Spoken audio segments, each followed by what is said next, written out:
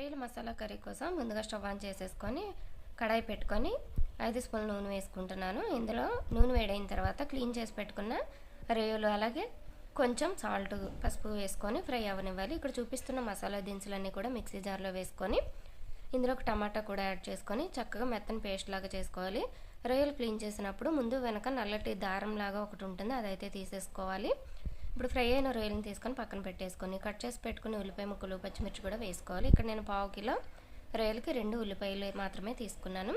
ఈ ఉల్లిపాయల్లోకి రుచికి సరిపడా సాల్ట్ పసుపు వేసుకొని కాస్త వేగిన తర్వాత 1.5 స్పూన్ కారం కూడా వేసుకొని బాగా మగ్గనివ్వాలి. ఇలాగ ఆయిల్ సపరేట్ అవుతున్నప్పుడు ఇందులో మసాలా పేస్ట్ కూడా వేసేసుకొని అది కూడా చక్కగా మగ్గిన తర్వాత ఆయిల్ సపరేట్ అయ్యేటప్పుడు రొయ్యలు కూడా వేసేసుకొని చక్కగా ఒక 5 నిమిషాలు మగ్గనివ్వాలి. ఇప్పుడు ఇందులోకి కూరలోకి సరిపడగా నీళ్లు పోసుకొని చక్కగా ఉడకనివ్వాలి. ఫైనల్గా కొత్తిమీర వేసేసుకున్నాను. రొయ్యల కర్రీ అయితే రెడీ అయిపోయింది. మీకు నచ్చితే కనుక లైక్ చేయండి, షేర్ చేయండి. నా ఛానల్కి